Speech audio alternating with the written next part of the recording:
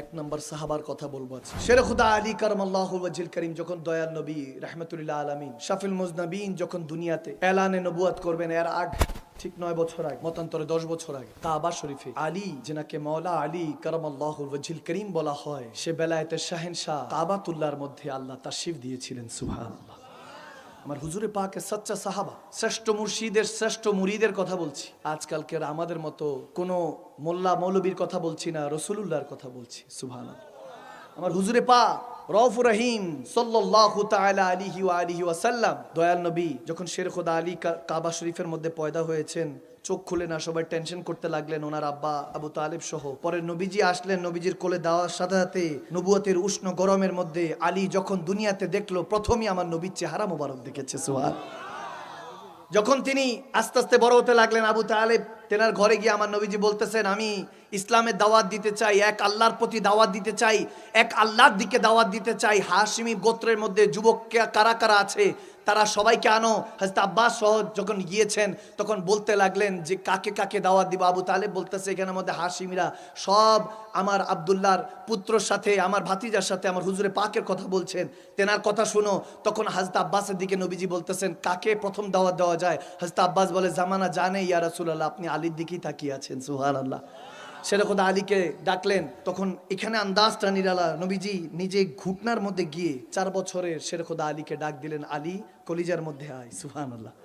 শেরে খোদা আলী দৌড়াতে দৌড়াতে, 4 বছরের ছোট্ট আলী, মাওলা আলী কারামাল্লাহুল ওয়াজহিল কারীম, দৌড়াতে দৌড়াতে নবীজির সিনার মধ্যে লাগলেন। সিনার মধ্যে লাগার পরে এই কথাটাই শেরে খোদা আলী সবসময় বলতেন যে আমি জীবনে যখন কলিজার মধ্যে লেখে যার সিনার সাথে সিনা লাগানোর পরে কলিজার মধ্যে ঠান্ডা মেহসুস করেছি, শান্তি পেয়েছি, সেটা আমার রাহমাতুল্লিল আলামিন নবী ছিলেন। সুবহানাল্লাহ। বলে নবীজিকে ওই সিনাটা আমি লাগিয়েছি, এবং নবীজিকে যখন কবরে আনোয়ারে মদিনাতুল মুনাওয়ারে যখন শেষ শোয়াতে যাব, তখনও আলী সিনা মদিনার ওয়ালা সিনার সাথে লেগেছিল। সুবহানাল্লাহ। অর্থাৎ শের খোদা আলী নবীজিকে, আল্লাহু আকবার, শের খোদা আলীকেও যখন দুনিয়াতে এসেছে আমার নবী গোসল দিয়েছেন, আর নবীর শেষ জানাজার সময় শের খোদা আলী নবীজিকে গোসল দিয়েছেন। সুবহানাল্লাহ। মদিনায় গিয়েছিলাম যখন, ওই জায়গায় যাওয়ার তৌফিক হয়েছে।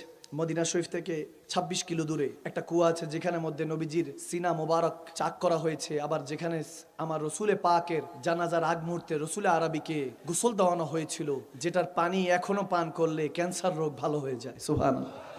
সাফাদার মালিককে আওয়াজ দেনা, কে কে কে?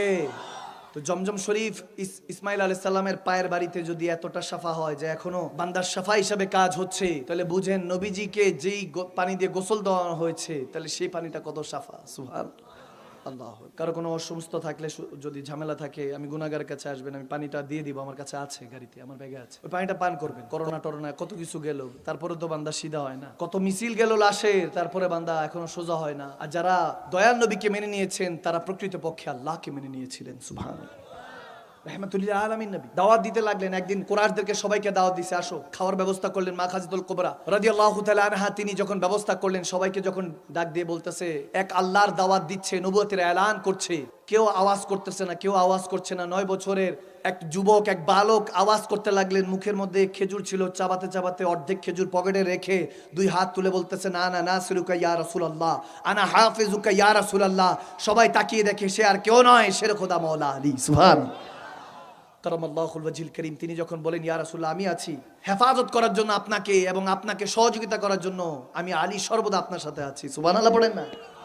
শের খোদা আলী 9 বছর বয়সে নবীজির কাছে এলান করলেন যে কালমা পড়ার জন্য। আরেকটা এরকম ওয়াকিয়া আছে, 8 বছর বয়সে আম্মাজান খাদিজাতুল কুবরা সহ যখন দয়াল নবী নামাজ পড়ছেন, তখনও মেরাজে যাওয়া হয়নি, এই রজব মাহিনার কথা বলছি, তখনও মেরাজ হয়নি। যখন নামাজ পড়ছেন, শের খোদা আলী দেখলেন যে কি সুন্দর করে 2 হাত তুলতেছেন, রুকুতে যাচ্ছেন, সিজদায় যাচ্ছেন। নবীজি যখন এরকম নামাজ পড়ছেন, নামাজ পড়ার সময়, বাবা বসেন, কেউ আওয়াজ করবেন না, বসেন, কোরআন শোনার কথা হচ্ছে, নবীজির কথা হচ্ছে, হাদিসে মোবারকার কথা হচ্ছে, কি খারাপ লাগতেছে আপনাদের? আওয়াজ না, খারাপ লাগছে? যাদেরকে আল্লাহ রাজি বলেছেন, লাকাদ রাদিয়াল্লাহ, যাদের উপর আল্লাহ রাজি বলেছেন, তেনাদেরকে পড়তে হবে, জানতে হবে। সেই সাহাবা রাসূলদের আদর্শগুলি যখন আপনি আপনার ভিতরে নিয়ে নেবেন, কসম করে বলছি, আপনি যত মানতে থাকবেন তত আবু বকর হতে থাকবেন, ঠিক কি না? যত নিজের অন্তরের মধ্যে বলতে থাকবেন, যে তাসদিক করতে থাকবেন, তত আপনি ওমর ইবনুল খাত্তাব হতে থাকবেন। দুনিয়া তো দুনিয়া, শয়তান আপনাকে তোয়াজ করে চলবে, ঠিক কি না? শয়তানও তোয়াজ করে চলবে। হযরত ওমর 40 days later যেদিক দিয়ে হাঁটতেন, শয়তান হাঁটতো না। 40 দিন পর যেদিক দিয়ে হেঁটে যাবেন, শয়তান হাঁটতো না, বোঝা যায় নবীর উম্মতের দাম আছে কি নাই? আওয়াজ দেন, আছে কি নাই? শের খুদা আলী 8 বছর বয়সে দেখেন নবীজি নামাজ পড়ছেন, নামাজ শেষ খাজদুল কোবরা সহ, সুবহানাল্লাহ। তখনও নামাজ আনা হয় নাই, বুঝা গেল ইবাদতে মোহাব্বত অন্য জিনিস, আমরা যা জানি সেটা সবসময় হয়তো বা বোঝা হয় না, জানা হয় না। যখন শের খুদা আলী দেখলেন নামাজ শেষ হয়ে গেল, শের খুদা আলী সবসময় বলতেন, আমি ইসলাম ধর্ম গ্রহণ করার পিছনে সবচেয়ে বেশি মুতাসির যেটাতে হয়েছি, যেটার মধ্যে আমাকে আকৃষ্ট করেছে, সেটা হলো আকিমুস সালাত লিযিকরি, নামাজ। সুবহানাল্লাহ কয়। সেটা কি? আওয়াজ মাইনা, সেটা কি? সালাত। ইন্নাস সালাতা তানহা আনিল ফাহশাই ওয়াল মুনকার। নিশ্চয়ই নামাজই আপনাকে, ওই আল্লাহর সিজদায় আপনাকে সমস্ত খারাপ কিছু থেকে দূরে রাখবে, ঠিক কি না? বেলায়েতের শাহেন শাহ বলতেছে, আমি নামাজ দেখে আকৃষ্ট হয়েছি। নবীজিকে বললাম, ইয়া রাসূলুল্লাহ এটা কি? বলে এটা আল্লাহর সালাত, নামাজ। বলে আমার খুব ভালো লেগেছে। সুবহানাল্লাহ। নামাজটা কি লেগেছে? আল্লাহ করেও আমাদের প্রত্যেকে যাতে ভালো লাগে, আমিন বলেন। আরো জোরে বলেন আমিন। ইবাদতে ইলাহি বেলায়েতের শাহেনশাহ ভালো লেগেছে, নবুয়তের শাহেনশাহ, রাসালাতের শাহেনশাহ ভালো লেগেছে। বুঝেন, সে সরকারে দো আলম সৈয়দুল মুরসালিন রাহমাতুল্লিল আলামিন এবং মাওলায়ে কায়নাত শের খোদা মাওলা আলী কারামাল্লাহুল ওয়াজহিল কারীম দোনোজনের যেই নামাজ ভালো লেগেছে, সে বাড়ি তাআলা কত মহান, কত বড়, ঠিক কি না? আল্লাহু আকবার। যখন তিনি নামাজ পড়লেন এবং কালমা পড়লেন, 11 বছর বয়সে প্রথম মুবাল্লিগ ইসলামের শের খোদা আলী। সুবহানাল্লাহ। কত বছরের? আওয়াজ দেন, কত বছরের? 11 বছরের মুবাল্লিগ। পাগড়ি পরে সর্বপ্রথম ইসলামের দাওয়াত দিতে গেছে আবু জাহেলের ঘরে। সুবহানাল্লাহ কর না? কার ঘরে? আবু জাহেলের ঘরে। তারপর উতবা সাহেব, আবু লাহাব, তারপরে পর্যায়ক্রমে আস্তে আস্তে শেষের দিকে গিয়েছেন আবু বকর সিদ্দিকের ঘরে। আবু জাহেল কবুল হয় নাই, কিন্তু আবু বকর সিদ্দিক কবুল হয়ে গিয়েছে। সুবহানাল্লাহ। আল্লাহু আকবার। আফজালুল বাশার যেনাকে বলা হয়েছে, সিদ্দিক আকবর আবু বকর সিদ্দিক রাদিয়াল্লাহু তাআলা। এভাবে পর্যায়ক্রমে শের খোদা আলী আস্তে আস্তে নবীজির খেদমতে নিজেকে নিয়োজিত করতে লাগলেন। হাশমি বংশের চেরাগরা, দেখা গিয়েছে সৈয়দা, আমার নবী সৈয়দ জাদারা যারা আছেন হাশমি বংশের, সবাই শের খোদা আলীর নেতৃত্বে ইসলামের তাবলীগ করতে লাগলেন। যখন ওভাবে ইসলামের দাওয়াত পৌঁছাতে লাগলেন, আস্তে আস্তে আস্তে আস্তে ইসলাম বাড়তে লাগলো।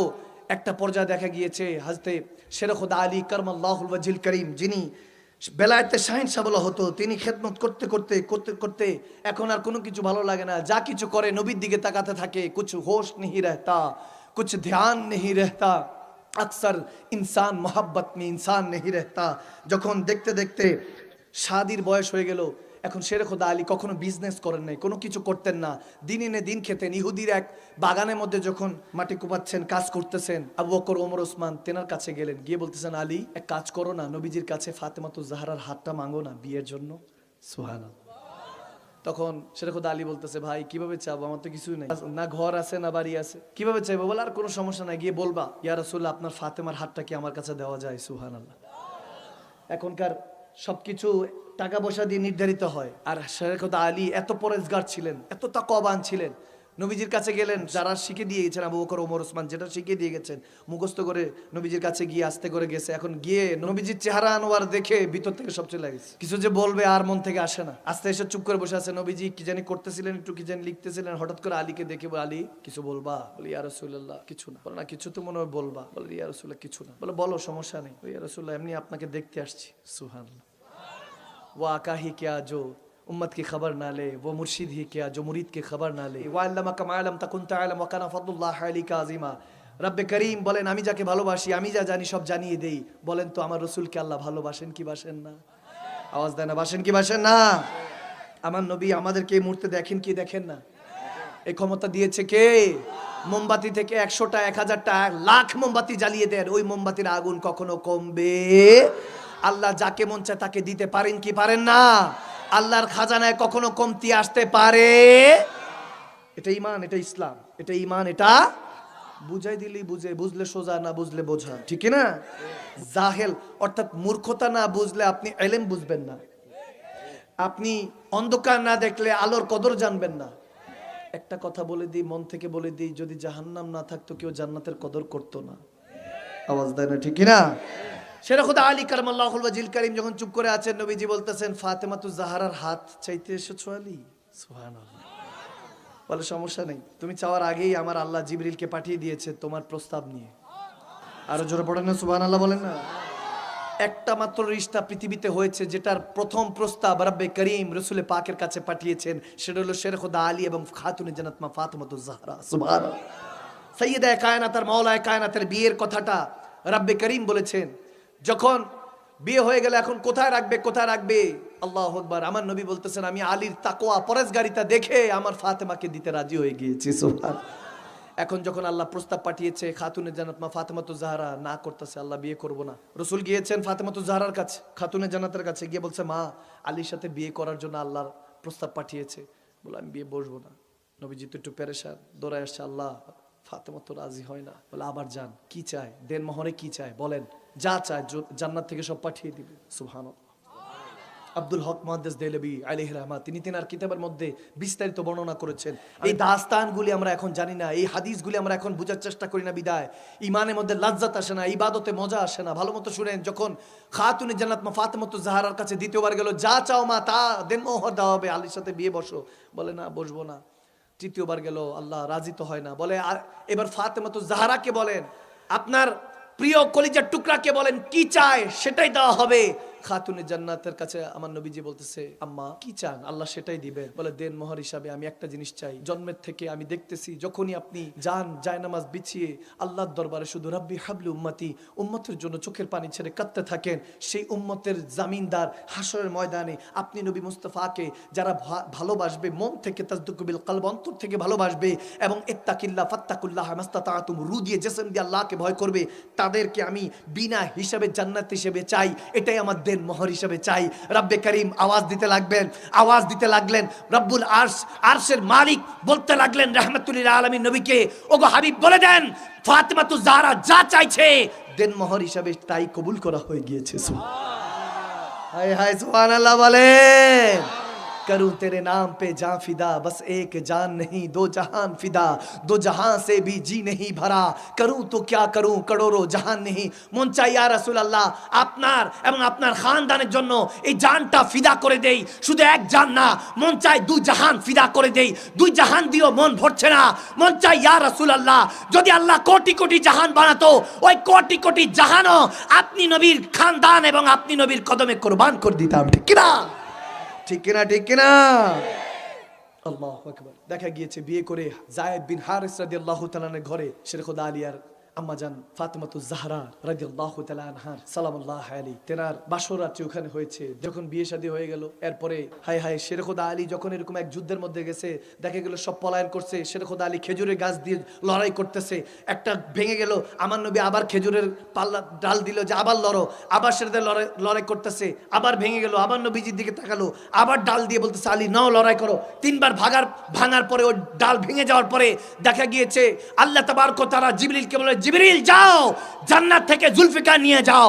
কাসিদা পড়তে পড়তে জিবরিল নামলো, লা ফাতা ইল্লা আলী, লা সাইফ ইল্লা জুলফিকার, আলী ছাড়া কোনো বিজয় নেই এবং জুলফিকার ছাড়া কোনো বিজয় নিশান তলোয়ার নেই। সুবহানাল্লাহ, আল্লাহু আকবার। সেই শেরে খোদা আলী কাররামাল্লাহু ওয়াজহিল করিম, সেই শেরে খোদা আলীর মতো হতে হবে নিডর, সব সময় আমার নবীর পিছনে পিছনে, কোনো যুদ্ধের মধ্যে কাউকে কখনো তিনি পরাস্ত করেন নাই নিজের ইচ্ছায়।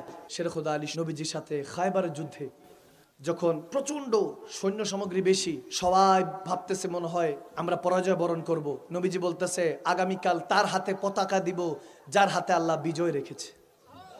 সুবহানাল্লাহ বলেন না? তখন আবু হুরায়রা এসে রাদিয়াল্লাহু তাআলা এসে বলছে, ইয়া রাসূলুল্লাহ একটু যদি নামটা বলতেন বা সিম্পটম যদি বলতেন, যে বলে যার হাতে দিব তাকে আল্লাহ এবং রাসূল খুব ভালোবাসে। সুবহানাল্লাহ বলেন না? হাদিসে বুখারী বলছি। বলে আর একটু যদি বলতেন, বলে সেও আল্লাহ আল্লাহ রাসূলকে বড় ভালোবাসে। আল্লাহু আকবার। সেটা খোদা আলী আমার নবী। সে যখন পরের দিন হলো, হযরত ওমর বলতেছে সারা রাত আমাদের ঘুম নাই, কার হাতে জানি পতাকা যায়, ওই পতাকা যার হাতে সেই তো আল্লাহ রাসূলকে ভালোবাসে এবং আল্লাহ রাসূলও তাকে ভালোবাসে। সুবহানাল্লাহ। সারা রাত ঘুম নাই, সকালবেলা হলো ফজরের সময় সব একত্রিত হয়ে আছে, শুধু একজন নাই। আমার নবীজি বলতেছেন আলী কোথায়? একজন বলে উঠলো, ইয়া রাসূলুল্লাহ ওই যে খেমার মধ্যে চোখে একটু সমস্যা হয়েছে, ওই বাচ্চাদেরকে যারা মা বোনরা আছে তাদেরকে খাবার দাবার দিচ্ছে, পর্দা থেকে আলাদা হয়ে আড়াল থেকে খাবার দাবার দিচ্ছে এবং চোখে একটু সমস্যা আছে, বলে আলীকে ডাকো। সেটা খোদা আলী দৌড়ে আসলেন, ইয়া রাসূলুল্লাহ হুকুম। বলে আলী চোখে কি হয়েছে? হাত সরাও। বলে চোখে একটু সমস্যা। বলে হাতটা সরাও। এই হাত চোখে নয়, এই হাত এখন বিজয় নিয়ে উঠবে। সুবহানাল্লাহ, আল্লাহু আকবার। লওয়াবে দাহান থুতু মোবারক লাগিয়ে দিলেন। শের খোদা আলী বলতেছে আগে যাই দেখতাম, এখন তো ফকফকা দেখা শুরু হয়েছে। সুবহানাল্লাহ বলেন না? আমি চাই এই জামানায় শের খোদা আলীর উত্তরসূরি, হযরত ওমরের উত্তরসূরি এরকম হয়ে যাক। ঠিক কি না? এরকম কিছু উত্তরসূরি হয়ে যা, যাদেরকে দেখলে শয়তানা তোয়াজ করে। দুনিয়ার যত মানুষরূপী শয়তান, জিনরূপী শয়তান আছে, সব যাদের তোয়াজ করে চলে, নবীর এরকম উম্মত আল্লাহর বান্দা হওয়ার দরকার আছে কি নাই? আওয়াজ দেয় না, আছে কি নাই? যখন ময়দানে যাবেন, আমার নবীর হাত থেকে ওই পতাকা রসুল আরবি যখন শেরে খোদা আলীর হাতে দিলেন, বিজয় পতাকা নিয়ে খায়বারের উদ্দেশ্যে রওনা দিলেন। দেখা গিয়েছে ওখানের মধ্যে এক কাফের দাঁড়িয়ে আছে, দাঁড়িয়ে বলছে, এই মুসলমানদের মধ্যে কেউ আছো আমার সাথে যুদ্ধ করবা? কে আছো? কেউ যায় না। শেরে খোদা আলী খালি লাফ দিয়ে উঠে, ইয়া রাসূল হুকুম দেন। বলে আলী ওয়েট। আবার সে চেতনা দিচ্ছে, আবার সে হুঙ্কার দিচ্ছে, কে আছে? কি মুসলমানের মধ্যে কোনো মা কি এরকম শের পয়দা করে নাই আমার সাথে লাগার জন্য? দেখা গিয়েছে সে আবার যখন চিৎকার করতে লাগলো, শেরে খোদা আলী বলছে, ইয়া রাসূল হুকুম দেন। তৃতীয়বার বলতেছে, বুঝছি এই আল্লাহ রাসূলের নামে যারা ইসলামের পতাকা তলে আছে সব কায়ের, এখানে কোনো শের দিলওয়ালা নাই। নবীজি তখন সাথে সাথে শেরে খোদা আলীকে বলতেছে, জুলফিকার বের করে যাও, সোজা যাও। সুবহানাল্লাহ। তলোয়ার বের করে সোজা যাও।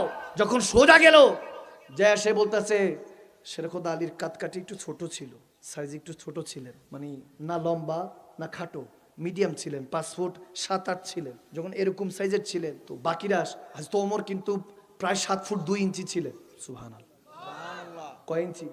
7 ফুট 2 ইঞ্চি। হযরত ওসমান ছিলেন 6 ফুট 8 ইঞ্চি। আবু বকর সিদ্দিক ছিলেন 6 ফুট 4 ইঞ্চি। শুধু শেরে খোদা আলী ছিলেন 5 ফুট 8 ইঞ্চি, মতান্তরে 7 ইঞ্চি। তো এই সাইজের শুধু শেরে খোদা আলী ছিলেন, আর বাকি সব লম্বা লম্বা, উঁচা লম্বা। শেরে খোদা আলী গেল, এখন সে কাফের বলতেছে, তুমি আমাকে চিনো? আমি হাজারের সাথে লড়ি। বলে, তোমার খবর জানি না, কিন্তু আমি আমার খবর জানি। বলে, তোমার খবর কি? আনা আসাদুল্লাহ রাসূল, আমি আল্লাহ রাসূলের শের। আরো জোরে সুবহানাল্লাহ। এজন্য এইভাবে বলতে হবে, নিজেকে ইন্ট্রোডিউস করতে হবে অন্যের সাথে। যারা বাতিল দুশমন তাদেরকে বলতে হবে, উম্মত দেখো না, এটা আল্লাহ রাসূলের শের, ঠিক কি না? যখন বললো, এমন ভাবে একবার করলো, একটা শুধু প্রহার করলো, সব সাহাবারা বলতেছেন, বলে একটা তুফান দেখলাম।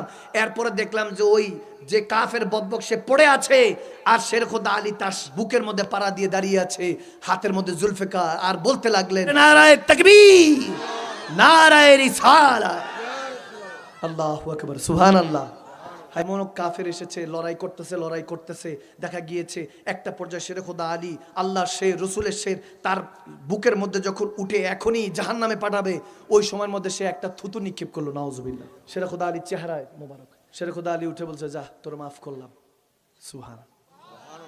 সে তো অবাক, কি ব্যাপার? থুতু নিক্ষেপ করছে, এখন তো রাগ ডাবল হওয়ার কথা, এখন মাফ করে দিয়ে। বলে, মাফ, যাও। এখন যদি মারি তাহলে এটা আলীর ভিতর থেকে ক্রোধের কারণে, জিদের কারণে, রাগের কারণে কিয়ামত পর্যন্ত সাক্ষী থাকবে। কেউ কারো অন্তর থেকে নিজের পার্সোনাল দুশমনী করবে না, যা কিছুই করবে হুব্বু ফিল্লাহ ফি রাসূল, বুগযু ফিল্লাহ ফি রাসূল। আল্লাহ আল্লাহ রাসূলের জন্য বান্দা বান্দাকে ভালোবাসবে, আল্লাহ আল্লাহ রাসূলের সন্তুষ্টির জন্য বান্দা বান্দাকে ঘৃণা করবে, ঠিক কি না? পার্সোনাল দুশমনী নাম, ক্ষমা করে দিলাম। সে দৌড়ায় গিয়ে বলছে, আলী, এতক্ষণ পর্যন্ত আপনার সাথে পারছিলাম না, থুতু নিক্ষেপ করলাম, ভাবলাম আপনি আরো বেশি মারবেন। ছেড়ে দিলেন, মাফ করে দিলেন, বললেন, হ্যাঁ, এটা আল্লাহর বান্দা, রাসূলের উম্মত। সুবহানাল্লাহ।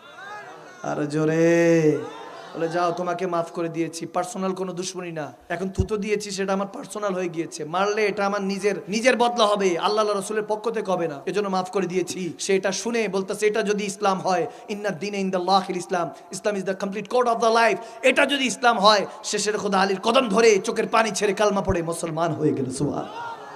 হেদায়েতের মালিক কে? আওয়াজ দেয় না, হেদায়েতের মালিক কে? আল্লাহু আকবার।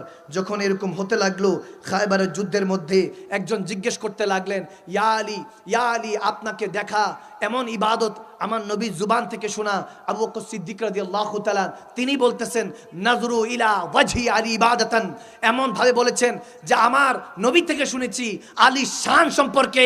আবু বকর সিদ্দিক বলছেন রাদিয়াল্লাহু তাআলা, আলীকে দেখা ইবাদত। সুবহানাল্লাহ।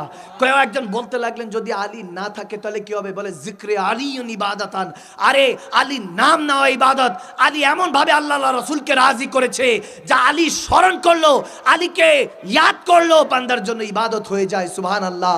আরে বান্দা, আপনি সে আলীকে ভালোবেসে ইবাদত ছেড়ে দিয়েছেন, আল্লাহর সেজদা ছেড়ে দিয়েছেন। যে আলী বলতেন, আমি আল্লাহর সেজদা নবীজিকে আদায় করতে দেখে, ওই নামাজ নবীজি পড়তে দেখে আমি ইসলামের প্রতি মুতাসির হয়েছি, ইসলাম আকৃষ্টিত হয়েছি, যে সেজদার কারণে আলী ইবাদত ছাড়ে নাই। আর আপনি নামাজের বেলায় আসলে আপনার এটা সেটা বলেন, আর বলেন আমি আলীকে ভালোবাসি, আমি কারামাল্লাহু ওয়াজিল করিমকে ভালোবাসি, আমি নবীকে ভালোবাসি, আল্লাহকে ভালোবাসি। ভালোবাসি, সব জায়গায় আপনার পাগলামি চলে, জিকির করে ফাটায় ফেলতেছেন, কিন্তু বান্দার সেজদা যখন হাইয়াল সালাহ হাইয়াল আল ফালাহ বলে তখন আপনার মনে হয় না এখানের মধ্যে আমার আর নামাজে মন বসে না। বুঝা গেল আপনি মমিন না কমিন, ঠিক কিনা? সে মমিন না কমিন আছে কি? ওই ঠান্ডার মধ্যে বলে হুজুর ঠান্ডা তো অনেক বেশি, একটু তায়াম্মুম করে নিচ্ছি আর কি। আওয়াজ দেন, আওয়াজ দেন। ঘটনা অনেকটা এরকম, হুজুর নামাজ ভালো লাগে, হুজুর ভালো লাগে না, তাহলে এটা মমিন না কমিন? হ্যাঁ, আওয়াজে মনে হুজুর মমিন, বলেন এটা মমিন না কমিন? তাসদিকু বিল কলব, অন্তর থেকে বলেন মমিন না কমিন? যেটার গায়ে লাগবে আগুন লাগুক। আমার নবী বলেন যদি কাউকে, শের খোদা আলীর মারবি হাদিস, আমার নবী বলেন কাউকে যদি কিছু বলো তার যদি কষ্ট লাগে বুঝবা আসলেই খারাপ, অন্তরের মধ্যে খারাপ আছে, তো এই জন্য আসলেই খারাপ, বুখারী হাদিস। আর বলে যে খারাপ নিজেকে মেনেই নিয়েছে যে আউয়াল টু আখের আমার মতো খারাপ কেউ না। আমি মাকদুম সালমাদানি কথা বলছি, আমার মতো গুনাহগার পৃথিবীতে মনে হয় আল্লাহ তাবারক ওয়া তাআলা পাঠায় নেই। আমার দিকে তাকান, এটা সবচেয়ে বড় গুনাহগার পৃথিবীতে আসা একমাত্র গুনাহগার আমার কাছে, নিজের কাছে মনে হয়।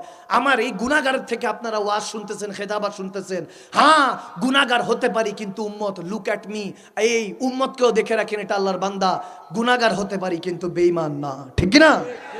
যেটা বলবো তাসদিকু বিল কলব, অন্তর থেকে বলবো, জুবান দিয়ে, বিল লিসান বলে আর কি হবে? কবরের কথা, হাসরের কথা সব জুবানে জুবানে। এজন্য মুসল্লির এখন বর্তমানে যদি দেখেন মুসলমানের অভাব নাই, কিন্তু মুমিনের আজকাল বড় অভাব। আওয়াজ দেয় না কেন মুসলমান?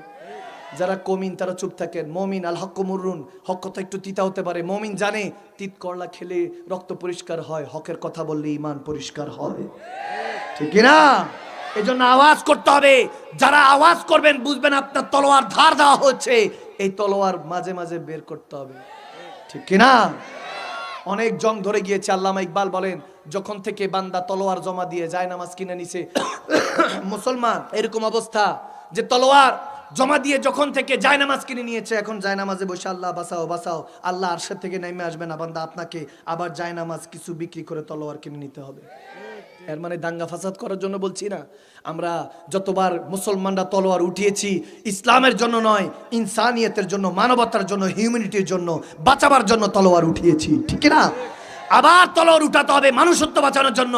এই সভ্য জাতি খুঁজতে খুঁজতে, সভ্যতা বাড়াতে বাড়াতে, মোবাইল টেকনোলজি, লাইট, প্যান্ডেল, এখন রিমোটের বাটনের মধ্যে কোটি কোটি কিলোমিটার আমরা এখন ফ্রিকোয়েন্সির মাধ্যমে মোবাইলে কথা বলে, সব সভ্য জাতি সভ্যতা গড়ে ফেলেছে, কিন্তু এখন অসভ্য হয়ে গেছে। আওয়াজ কমেছে মানি না আমি? না আমি মানি না, এই আওয়াজে মানি না, আমার জোরে বলতে হবে, ঠিক কিনা বলেন? তাসদিকু বিল কলব, অন্তর থেকে বলেন। শয়তান দেখবেন আর এলাকার 30 সীমানার মধ্যে আসতে পারবে না। একজন ওমর হয়ে যান, একজন শের খোদা আলী হয়ে যান, যখন হয়ে যাবেন রসুলের শেররা চলে আসলে ওই জমিনের মধ্যে কোনো বদবখতরা আর কোনো কথা বলতে পারবে না।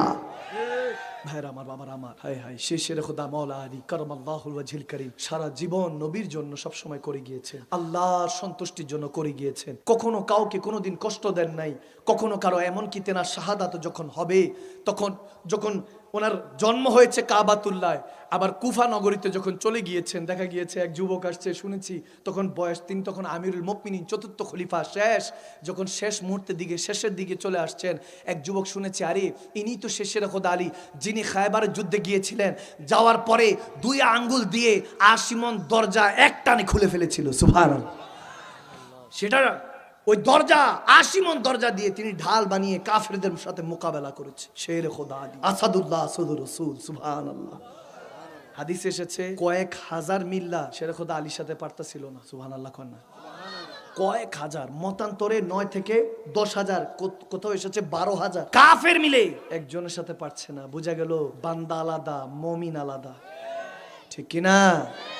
বয়স যখন 54 বছর চলে শের খোদা আলীর, ইন্তেকালের আগ মুহূর্তে নামাজ পড়তেছেন, ওই সময় এক মুনাফিক কাফের এসে শের খোদা আলীর ঘাড় মোবারকের মধ্যে আঘাত করে বসছিল, এবং সে ওই তলোয়ারটা অনেকদিন জং ফালায় রাখছে, যাতে ওই মরিচিকার কারণে ঘাটা কখনো না শুকায় এবং ওটাই বিষ হিসাবে প্রয়োগ হয়, এটার মধ্যে বিষও হালকা লাগিয়ে রেখেছিল, নাউজুবিল্লাহ। শের খোদা আলী কি বলেছেন জানেন? বলে তাকে কষ্ট দিও না, এক কাজ করে একটু গরম গরম রুটি দাও, গরম দুধ দাও, একটু যদি গোশত থাকে গোশত দাও, মনে মেজাজ গরম, এই জন্য আমাকে আঘাত করছে, সুবহানাল্লাহ। হায় হায়, আমার নবী বলেন, এক সাহাবা নবীজির কাছে বলছেন ইয়া রাসূলুল্লাহ, পানি পান করলে, খাবার খেলে শরীরে শক্তি হয়, রুহের শক্তি কিভাবে হয়? তখন আমার নবী মুস্কি হাসি দিয়ে বলে, যদি কোনো কেউ তোমাকে কষ্ট দেয়, তুমি যদি মাফ করে দাও, তাহলে রুহানি শক্তি বৃদ্ধি পায়, সুবহানাল্লাহ বলেন না? কারণ মাফ করার মালিক কে? আওয়াজ দেয় না কে? আল্লাহ সুন্নত যখন বান্দা পালন করে তখন বান্দার রুহানি শক্তি বৃদ্ধি করে কে? বলতেছে তাকে খাবার দাও। এরপরে যদি আমি সুস্থ হই তার বিচার করব, নয়তো বা আমি যদি ইন্তেকাল করি, শহীদ হয়ে যাই আল্লাহর রাস্তায়, আলহামদুলিল্লাহ, তাকে কষ্ট দিও মাইরো না, এক কবে তার হিসাব করে দিও। কয় কবে? কষ্ট দিও না, বিচার ফয়সালা জানিয়ে দিও। সেই শের খোদা আলীর কথা বলছি। এইরকম রজব মাহিনাতে মেরাজ রজনীতে সুবহানাল্লাযী আসরা বিআবদিহি, যখন হুজুর আওয়াদানা কাবা কাউসাইনে লা মাকানের মেহমান হয়েছেন মেরাজ রজনীতে, জান্নাত দিয়ে যাচ্ছেন, একটা বক্স দেখছেন, বক্সটা খুলে বলতেছেন ইয়া জিবরিল এদিকে আসো, এই লেবাসটা আমার পছন্দ হয়েছে। বক্সটা খুলে বলতেছে এই লেবাসটা আমার পছন্দ হয়েছে। আল্লাহর কাছে বলে আল্লাহ লেবাসটা কি নেওয়া যায় জান্নাতে? লেবাসটা আমার রব্বে করিমের কাছে রাসূলুল্লাহ বলতেছেন আল্লাহ এই লেবাসটা কি আমি নিতে পারি? আল্লাহর দেখেন নিরালা খোদার নিরালা জবাব, নিরালা রাসূলের সাথে নিরালা রাসূলের সাথে নিরালা জবাব দিচ্ছেন। বলে হাবিব আমি জানি পড়বেন তো আপনি না, কারো না কারো দিয়ে দিবেন, ঠিক আছে নেন। সুবহানাল্লাহ কয় না? সুবহানাল্লাহ পড়েন না? বলে পড়বেন তো আপনি, জানি না আপনি পড়বেন না, কারো না কারো দিয়ে দিবেন, ঠিক আছে নেন। নবীজি নিয়ে আসলেন, বলতেছে আল্লাহ এই জুব্বা আমি তাকে দিব যে তোমার রাজ, তোমার মারিফত, তোমার রহস্য পর্যন্ত পৌঁছাতে পারবে। সুবহানাল্লাহ, তাকে দিব। আসলেন, আবু বকরকে ডাকলেন, আবু বকর এদিকে আসো, এটা জান্নাতি লেবাস আমি নিয়ে এসেছি, তোমাকে দিব, যদি পাও কি করবা? বলে ইয়া রাসূলুল্লাহ ইয়া হাবিবাল্লাহ সারা দুনিয়াতে হক প্রতিষ্ঠা করে ছাড়বো। সুবহানাল্লাহ। বলে এটা সুন্দর কিন্তু একটু বেহতরিন চাই, আলাগ জুদা নিরালা চাই, আর একটু নিরালা। ওমর এদিকে আসো, তোমার এই জান্নাতের লেবাস আনছি, তোমাকে যদি দেই কি করবা? বলে ইয়া রাসূলুল্লাহ আদাল ইনসাফ দিয়ে দুনিয়া কায়েম করে ফেলবো। সুবহানাল্লাহ, ইনসাফ প্রতিষ্ঠা করবো। বলে চমৎকার, কিন্তু একটু নিরালা, আর একটু নিরালা, আর একটু মারিফত। হযরত ওসমানকে ডাকা হলো, ওসমান ইজ নুরাইন, আমার নবীর নূরের টুকরা দুইটা যে পেয়েছেন, তেনাকে বলছে ওসমান তোমাকে দিলে এটা কি করবা? হযরত ওসমান বলছে ইয়া রাসূলুল্লাহ আদব ইনকিজারি আজিজি, রেসপেক্ট দিয়ে প্রত্যেকটা বান্দার অন্তরের মধ্যে আল্লাহ আল্লাহ রাসূলের প্রেমের বাগান বানিয়ে দিব। সুবহানাল্লাহ।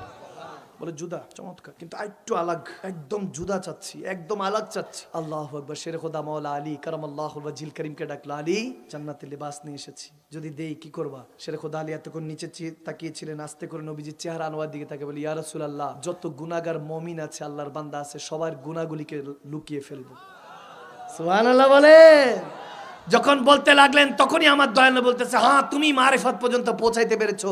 তখন সেই জান্নাতি পোশাকটা শের খোদা আলীকে রাসূল আরবি পরিয়ে দিলেন। সুবহানাল্লাহ कि मोहम्मद से वफा तूने तो हम तेरे है, ये जहां चीज क्या है लौह कलम तेरे है, बंदा उठून उठ बंदा क्यों डरता है, फिर देख खुदा क्या करता है। ওই আল্লাহ আল্লাহ রাসূলের মহব্বত উঠুন, যখন এরকম অঙ্গীকার করে উঠবেন জানা নাসিরুকা আনা হাফিজুকা ইয়া রাসূলুল্লাহ, বলেন আনা নাসিরুকা, বলেন আনা নাসিরুকা ইয়া রাসূলুল্লাহ, আনা হাফিজুকা ইয়া রাসূলুল্লাহ। যখন এরকম অঙ্গীকার করবেন ইয়া রাসূলুল্লাহ আপনাকে কিয়ামতের আগ পর্যন্ত সহযোগিতা করব, আপনাকে হেফাজত করবেন, খোদার কসম করে বলছি আপনি যখন বলতে থাকবেন আনা নাসিরুকা আনা হাফিজুকা ইয়া রাসূলুল্লাহ, আপনাকে কিয়ামতের আগ পর্যন্ত হেফাজত করব, আপনাকে সহযোগিতা করব, আপনি এই ওয়াদা করতে দেরি নাই, দেখবেন আপনার হাড্ডির মধ্যে রগ রসার মধ্যে আল্লাহ হেদায়েতের নূর দিয়ে দিবেন, ঈমানের নূর দিয়ে দিবেন, কুওয়াতে পরওয়ারদিগার দিয়ে দিবেন। সুবহানাল্লাহ। আল্লাহ তাবারক ওয়া তাআলা তৌফিক দান করুক। আমিন বলেন, আমিন বলেন। লাকাদ রাদিয়াল্লাহু আনিল মুমিনিনা ইয ইউবাইউনাকা তাহতা আশ-শাজার। ও গফরক করবেন না, বিশৃঙ্খলা করবেন না। আপনি দরজা বন্ধ করে দিলে আসবে কই থেকে? ঠিক কি না? আপনি দরজা কেন বন্ধ করে দিবেন? এই যে আউট অফ দ্য টপিক, আমি কোনো রাজনীতির সাথেও নাই। গণতন্ত্র মানে ইহুদি নাসারাদের ষড়যন্ত্র, এটা আগে বুঝে নেন। মুমিন হেটস পলিটিক্স। মুমিন যারা হয় তারা পলিটিক্সটা পছন্দ করে না। হ্যাঁ, তার মানে এই নয় যে আবু যার গিফারি হয়ে গেছে। আবু যার গিফারি পলিটিক্স পছন্দ করতেন না, কিন্তু আবু মুসা আশারি পলিটিক্স করতেন। তো এক একজনের এক এক হাল আছে কি নাই? আওয়াজ দেয় না। হাল আছে কি নেই? হাতের পাঁচ আঙ্গুল কি সমান? আওয়াজ দেয় না কেন? পাঁচ আঙ্গুল সমান। এক একজনের জক এক এক রকম, ঠিক কিনা? আবু মুসা আশারি আবু যার গিফারি দেখা করে না, বলে আমি দরবেশ মানুষ, আপনি হলেন কুফার গভর্নর, কোথায় আপনি কোথায় আমি? বাদ দেন। আবু মুসা আশারি বলে ক্ষমতা এই জন্য বসছি, গভর্নর এর জন্য হয়েছি, নয়তোবা বাতিল মুনাফিক দাজ্জাল জুলুমকারী জালেমরা ওই সিট দখল করবে, এই জন্য বসেছি যাতে আল্লাহ আল্লাহ রাসূলের হুকুম জারি করতে পারি। সুবহানাল্লাহ। তো ওরকম ওমর ইবনুল খাত্তাব, ওরকম মুসা আশারি, ওরকম শের খোদা আলীর উত্তরসূরি দরকার আছে কি নাই? আল্লাহু আকবার। এটা মনে রাখবেন। এই জন্য বললাম ভাইয়ের আমার, বাবার আমার, যে পলিটিক্স পছন্দ করি না, কিন্তু এই যে কয়দিন আগে আমাদের বেগম জিয়া ইন্তেকাল করলেন, তারেক রহমান সাহেবকে দেখলাম, আমি খুব অভিভূত হয়েছি, impressed. I am totally impressed যে একটা মানুষ আসলে যে নিজামুদ্দিন থেকে, ওই ডাকাত থেকে যে নিজামুদ্দিন হওয়া যায়, এটা প্রমাণ আছে, ঠিক কি না? একটা মানুষ নিজেকে চাইলেই বদলাতে পারে। You have to change yourself. নিজেকে নিজে বদলাতে হবে, অন্য কেউ এসে বদলে দিয়ে যাবে না। আপনাকে নিজেকে নিজে পরিবর্তন করতে হবে। তো আমার খুব ভালো লাগলো যে তারেক রহমান সাহেব, আমি তেনার জন্য মন থেকে দোয়া গিয়েছি। চাইলে অনেক বক্তব্য দিতে পারতো, কিন্তু এরকম দুনিয়াদারি কিছু করে নাই। উঠে বলতেছে আমার মার ঋণ কেউ যদি পান আমি পরিশোধ করে দিব। তারপর বললেন যে আমার মা যদি কাউকে কষ্ট দিয়ে থাকে আল্লাহর ওয়াস্তে মাফ করে দিবেন, আসসালামু আলাইকুম। 30 সেকেন্ডে বক্তব্য শেষ। মারহাবা কয় না। আমি আগেও বলছি, আমি পলিটিক্সের সাথে লেনাদেনা, আওয়ামী লীগ, বিএনপি, জাতীয় পার্টি, আমি একটা পলিটিক্স করি, ওটা হলো মদিনা সনদ, রসুলের পাকের গোলামি, আল্লাহর বান্দিগি। আওয়াজ দেনা ঠিক কিনা? আমরা শুধু একটা করবো, রসুলের গোলামি, আল্লাহর বান্দিগি। এখন অনেকে বলতে হবে হুজুর আল্লাহর গোলামি, না না না না বান্দা, যে চোখ দিয়ে এটা ওটা দেখেন আবার গোলাম দাবি করেন না। আল্লাহর গোলাম একজনই দুনিয়াতে, তিনি হলেন রাহমাতুল্লিল আলামিন। আওয়াজ দেয় না? এটা নিয়ে চাইলে কিতাব নিয়ে আমার সাথে বসেন, আমি আপনাকে প্রমাণ করবো। সুবহানাল্লাযী আসরা বিআবদিহি কাকে বলা হয়েছে? আমাকে না নবীকে? আওয়াজ দেন কাকে? একমাত্র আমার রাসূল হলেন আল্লাহ পাকের সাচ্চা গোলাম। বাকি আমরা সবাই বান্দিগি তালাশ করতে হবে। নবীজি আসল করেছে, আমরা নকল করি। নবীজি নামাজ পড়েছে যেভাবে পড়েছে, আমরা সেটা নকল করার কারণে এই লেবাস, এই হুজুর, এই টুপি, এই জাবি, এই জুব্বা, এই কুব্বাই সব নবীর আসল, আমরা হইলাম পয়ডা নকল। ভালো মতো বুঝেন, বুঝার বিষয়। মুসলমান অর্থ কি জানেন? জ্ঞানী, শান্তিপ্রিয় জাতি, ওটা পাশে রাখেন। ইমামগণরা বলেন মুসলমান অর্থ কি? আওয়াজ দেন কি? জ্ঞানী। আমার হুজুর বলেছেন মুসলমান সেই ব্যক্তি, প্রকৃত মুসলমান সেই ব্যক্তি যার চিন্তা চেতনা থেকে অপর মুসলমান নিরাপদ। সুবহানাল্লাহ বলেন। আর মুমিন হলো সে যার অন্তর থেকে শুধু মুসলমান নয় বিধর্মীয় নিরাপদ, সে হলো মুমিন। সুবহানাল্লাহ। যে আল্লাহ আল্লাহ রাসূলের কদমে পড়ে থাকে। সুবহানাল্লাহ। আল্লাহ আল্লাহ আমাদেরকে মুসলমান মুমিন হওয়ার তৌফিক দান করুন। অবাক হবেন আরো ওলামায়ে কেরামরা বসা, ওনারা বুঝবেন মুমিন এবং মুসলমান, বাবা আদম সফিউল্লাহ থেকে ঈসা রুহুল্লাহ পর্যন্ত কেউ বলা জায়েজ ছিল না, কেউ না। মুমিন ছিল যাদের উপর ওহী নাজিল হয়েছে, কিতাব নাজিল হয়েছে, তাদেরকে ওই রসুলদেরকে মুমিন বলা হতো। আর যেনারা ওই মুমিন থেকে, রসুল থেকে খেলাফত পেয়েছেন, সেই নবীরা নিজেদেরকে মুসলমান বলতে পারতো, আর তেনার অনুসারীরা নিজেদেরকে উম্মত আর বান্দা বলতে পারতো। মুমিন মুসলমান কেউ বলতে পারতো না। এটা শুধু রাহমাতুল্লিল আলামিন নবীর সাদকা যে এখন সব মুমিন মুসলমান বলতে পারছি। আরো জোরে সুবহানাল্লাহ বলেন না। যার কারণে সিন্নি খেলাম, মোল্লা চিনলাম না। মৌলভী সাহেব, মুফতি সাহেব, মুহাদ্দিস সাহেব অনেক হয়েছে, অনেক দুনিয়াদারি পাওয়ার জন্য, ভাইরাল টপিক পাওয়ার জন্য অনেক কিছু করেছেন। I would like request to all of you, আমি প্রত্যেকের কাছে রিকোয়েস্ট করছি, করজোরে বলছি, আমি গুনাহগার, সবচেয়ে বড় গুনাহগার। আপনি আমার থেকে বেহতরিন, লেকিন হাম আলাগ হ্যায়। আমি শুধু এতটুকু বলতে চাই, ফিরে আসুন, ঝগড়াঝাটি বাদ দেন।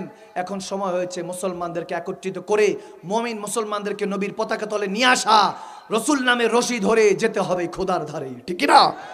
আওয়াজ দেন ঠিক না মুসলমান?